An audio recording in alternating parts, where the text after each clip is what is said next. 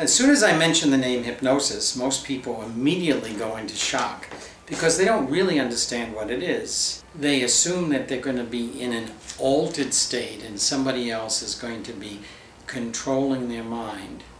Or they assume that they're going to be embarrassed and told to do something like jump around like a duck when somebody says a magic word, or that they are unhypnotizable and once again it's a failure in their life. All three are misconceptions. First of all, the hypnotic state or trance state is simply a very highly focused state of attention. Our brain actually goes into a highly focused state 10 minutes out of 60. So every 10 minutes out of every hour, you are in a hypnotic or trance state, whether you realize it or not. It's simply a very focused way of zooming in on something. So the idea that the hypnotic state is an altered state absolutely is refuted by biology today. We know that it's a natural state in which we can take in information on a very deep level and we can access information on a very deep level. What it is a highly singularly focused state of attention. So for instance, when you sit down at your computer and you say, I'm only going to be 5 minutes answering these emails, and you just really zoom in, and 2 hours later you say, oh my God, I forgot lunch, you were in a hypnotic trance. Anytime we focus our attention, two things happen. I listen in a different way and take in information in a very deep way. And I can connect to all my past experience, that internal state, my internal knowledge, in a very deep way. Milton Erickson said, all good communication is hypnotic. What do you mean? He meant all good communication occurs when we really focus. And if I'm really focused in communicating to you, you will automatically really focus on communicating with me.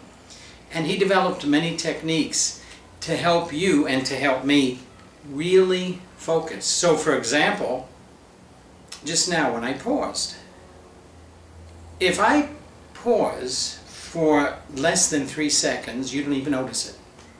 If I pause for more than 5 or 6 seconds, you wonder if my age is catching up with me. So do I. But if I pause for 3 to 4 seconds, you move forward in some way to listen, what's he going to say next? That's a simple strategy that helps you to focus and helps me to focus you so you hear what I'm saying. So often people say about hypnosis, it's an altered state. It's the opposite. It's a steady state of acquiring knowledge that occurs automatically, rhythmically, neurologically, 10 minutes out of every hour, your entire life. Hypnosis is important in many ways. First of all, it really depends on my intention. You know, if I want to make money by having a theatrical performance, then I may be intent on having you hop around like a duck. But a hypnotherapist is somebody whose intention is to help you complete your learning, and a hypnotherapist also is intent on helping you to find the healing resources within yourself. The second really basic use of hypnosis is to teach you to communicate within yourself. We're all aware of our intellect or our conscious mind. We're also aware of our intuition, or that part of me that is stepping off the street corner and I step back and don't know why, and a car comes by at that split second, and if I hadn't stepped back I wouldn't be here. That inner sense, that unconscious awareness, or some people call it our higher self or inner wisdom, we have it at birth. And then the world tells us to depend on our intellect. In the Ericksonian work, you can reclaim that dialogue between that inner wisdom and your, really everything that happened to you in your life history, and your intellect. And once they start cooperating with each other, you're more capable in just about every area of your life. I know that there are so many things to take in, to understand, and to learn throughout the day. Most of the day, I find that I can be drifting, or my attention isn't fully there. So I'm only partially receiving important information that could help me understand things better, could help me change my life, give me information about myself. Ericksonian hypnosis, or philosophy in everyday life, teaches you and gives you tools and resources so that you learn to be more present. Part of the hypnosis in everyday life is to teach you how to focus in on just those things that are going to help you to move to the next best place in your life, and how to repeat them to yourself in a way that your unconscious mind says, that's a good idea. So part of hypnosis in everyday life is teaching you how to use self-suggestion to support the changes in your life. Part of hypnosis in everyday life is it teaches you to listen.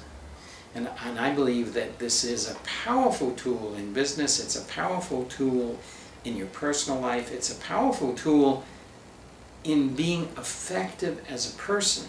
So, in a sense, I'm saying the bottom line is, if I can make suggestions to myself that mobilize all my resources to be the best person I can be, if I can really listen to what I'm saying and have the patience to listen to what the other person is saying, then I think that anyone's self-esteem would naturally improve. And we all know about saying, oh, I have low self-esteem, I don't do things right, and so on. So in a roundabout way, this is a way of feeling effective in the world. It really gives you a different perspective